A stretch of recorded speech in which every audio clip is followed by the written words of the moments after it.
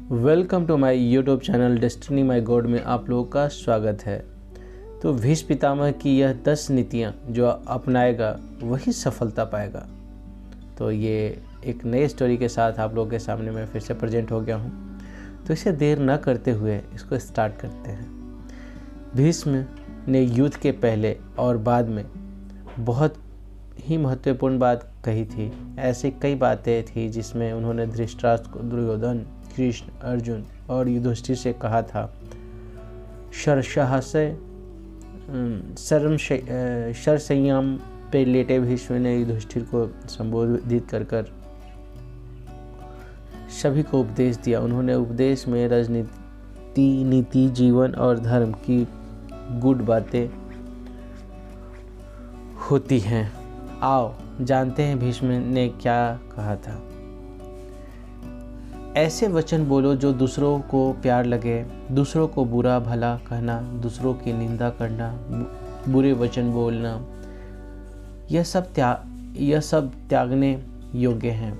दूसरों को अपमान करना, अहंकार और दंभा यह अवगुण है। त्याग के बिना कुछ भी प्राप्त नहीं होता। त्याग के बिना परम आदर्श की सिद्धि नहीं होती। त्याग के बिना मनुष्य भय से मुक्त नहीं हो सकता। त्याग की सहायता से ही मनुष्य को हर प्रकार का सुख प्राप्त हो जाता है। सुख दो प्रकार के मनुष्य को मिलता है। उनको जो सबसे अधिक मूर्ख हैं, दूसरा वो जिन्होंने बुद्धि का प्रकाश का तत्व को देख लिया है। जो लोग बीच में लटके रहे हैं वो दुखी रहते हैं। जो पुरुष अपने भविष्य पर अधिकार रखता है, जो समयानुकूल तुरंत विचार करता है और उस पर आचरण करता है, वह पुरुष सुख को प्राप्त करता है। आलस्य मनुष्य का नाश कर देता है। ने स्त्री का अपमान किया है, उसका निश्चित ही विनाश हुआ है। भीष्म पितामह ने युधिष्ठिर को बताया कि स्त्री का पहला सुख उसका सम्मान ही है। उसके घर में लक्ष्मी का वास रहता है। जहाँ स्त्री का सम्मान रहती है, जिस घर में स्त्री का सम्मान न हो उसे कई प्रकार के दुख दिए जाते हैं। उस घर में लक्ष्मी सहित अन्य देवी देवताओं भी चले जाते हैं। भीष्म पितामह ने युधिष्ठिर को बताया कि जब नदी पूरे वेग के साथ समुद्र तक पहुंचती है तो बड़े बड़े वृक्ष को बहाकर अपने साथ ले जाती है।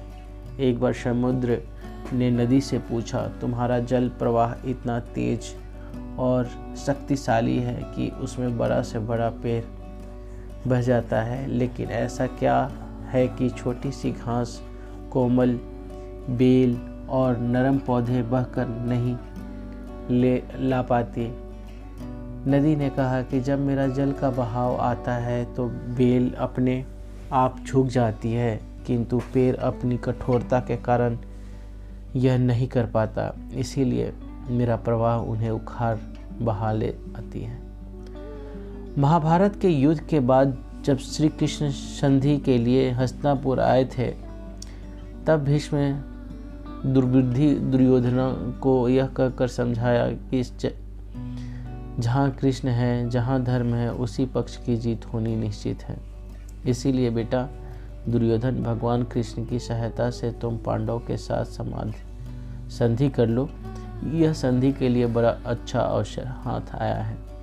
व्यक्ति को सदा धर्म की ओर ही रहना चाहिए। भगवान श्री कृष्ण की तरह भीष्म पितामह ने भी कहा था कि परिवर्तन इस संसार का अटल नियम है और सबको इसे स्वीकार करना ही पड़ता है, क्योंकि कोई इसे बदल नहीं सकता। भीष्म पितामह ने कहा था कि शासक को अपने पुत्र और अपनी प्रजा में किसी भी प्रकार का कोई भी भेदभाव नहीं रखना चाहिए। यह शासन अडिगता और प्रजा को समृद्धि प्रदान करता है। भीष्म पितामह ने कहा था कि सत्ता सुख भोगने के लिए नहीं, अपितु कठिन परिश्रम करके समाज को कल्याण करने के लिए ही होता है। तो यह जानकारी आप लोगों को कैसा लगा? अगर ये जानकारी आप लोगों को अच्छा लगा होगा तो शेयर कमेंट ज़रूर करिएगा। और ऐसे ही एक नए स्टोरी के साथ आप लोगों के सामने मैं फिर से प्रेजेंट होऊंगा। तब तक के लिए ऑल द बेस्ट।